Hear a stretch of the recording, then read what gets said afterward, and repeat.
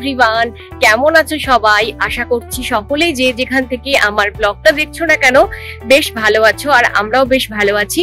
আজকে আমরা এসেছি সমুদ্রের পাড়ে একদমই একটা অ্যাকোরিয়ামে। সেখানে অনেক কিছু শো একসাথে হচ্ছে। আমরা এখন যাচ্ছি ডলফিন শো দেখতে। জাপানে ডলফিন শো কেমন হয়, কি কি দেখায়, সেই সবকিছুই তোমাদের সাথে এই ব্লগে শেয়ার করব। তোমরা ব্লগটা দেখতে থাকো। আশা করছি আজকের ব্লগটা দেখতে তোমাদের অনেক বেশি ভালো লাগবে।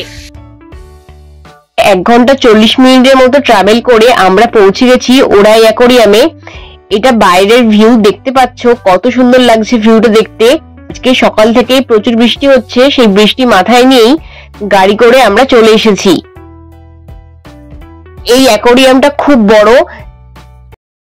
তো ফাইনালি আমরা যেখানে ডলফিন শোটা হবে সেখানে চলে এলাম। এটা বেশ বড় ছিল আর অনেক চেয়ার দিয়েও সাজানো ছিল। পুরো স্টেডিয়ামটা একদম লোকে ভরে গেল। তখনই শোটা শুরু হলো। প্রথমে একজন এসে হাই ও গজাইমাস মানে গুড মর্নিং বলে সবাইকে স্বাগত জানিয়ে দিনটা শুরু করলো। প্রথমে সি লায়ন মানে সিন্ধু ঘটকের শো দিয়ে শোটা শুরু হলো। যে গাইড ছিল ওকে যেরকম ভাবে গাইড করছিল ও সেটা ফলো করেই সেই জিনিসগুলো করছিল। আগে রাশিয়ান সার্কাস দেখেছিলাম একবার কলকাতাতে, সেই সময় এরকম শো দেখেছিলাম। তারপরে জাপানে এসে আবার সেকেন্ড টাইম এই শোটা দেখছি। এগুলো দেখতে বেশ ভালোই লাগে আর খুব এনজয় করা যায়। সামনে থেকে দেখার মধ্যে একটা বেশি আনন্দ আছে, ভিডিওতে অতটা সেই ফিলটা আসে না। তবুও চেষ্টা করি সবসময় আমার ভিডিওর মাধ্যমে জাপানটা এক্সপ্লোর করাতে তোমাদের, যাতে তোমরাও দেখতে পাও জাপানে কি কি হয়, কোথায় আমরা ঘুরতে যাই। তো ওর যে গাইডটা ছিল ওকে মাঝে মাঝে খাবার দিচ্ছিল আর ওকে যেরকম করতে বলছিল তো সেটাই করছিল। তারপর বল দিয়ে একটা শো শুরু হলো।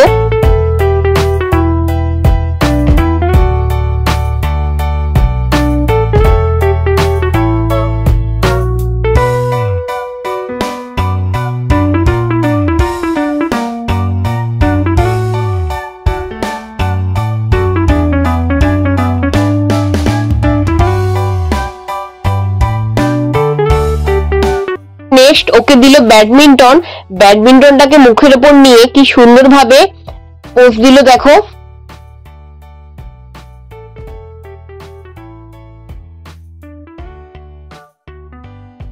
নেক্সট শোটা হচ্ছে রিং দিয়ে। ওকে একটা একটা করে রিং দিচ্ছে আর খুব সুন্দর ভাবে ও ক্যাচ করছিল রিং গুলো। প্রত্যেকটা রিংই খুব সুন্দর ভাবে ক্যাচ করেছে, একটাও মিস হয়নি। এনজয় করছিলাম আমরা দেখে। আর এই প্রথম এই ডলফিনের শো বলো বা সিন্ধু ঘটকের শো বলো, এটা আমার হাজবেন্ডের প্রথম। ও আগে কোনোদিনও এগুলো দেখেনি। উঁচু উঁচু করা ছিল, তো প্রত্যেকটা জায়গাতে গিয়েই মানুষদের মাঝে এরকম শো করে দেখাচ্ছিল।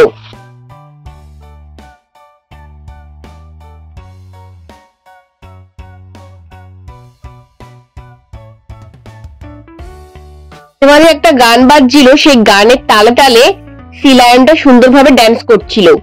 খুব ভালো লাগছিল দেখতে, খুব মজা নিচ্ছিলাম আমি। এটা খুব সুন্দরভাবে হাত দেখিয়ে ওকে ঘুরতে বলছিল, সেরকম ভাবেই ও রাউন্ড রাউন্ড হয়ে ঘুরছিল। সুন্দর সব অ্যাক্টিভিটিস ও করছিল।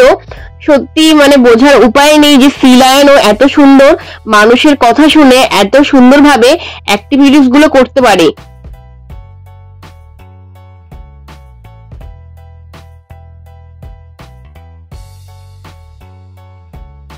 এরপর নেক্সট যেটা শুরু হলো সেটা হলো ডলফিন শো। সুন্দরভাবে জলের মধ্যে ওরা জাম্প করছিল আর গাইডরা যেরকম ভাবে বলছিল সেটাই ওরা ফলো করছিল। আমরা একটু উঁচুর দিকে রোতে বসেছিলাম বলে অতটা প্রবলেম হয়নি, কেননা যখন ডলফিন গুলো ওরকম ভাবে লাফাচ্ছিল জলগুলো সামনের দিকে এসে পড়ছিল।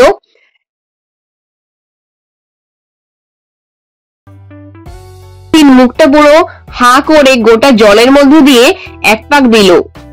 গাইডটাও এই ডলফিনটাকে হাত তুলে হাই দেখালো আর ডলফিনটাও লেজ তুলে সেম ভাবে হাই দেখালো সবাইকে।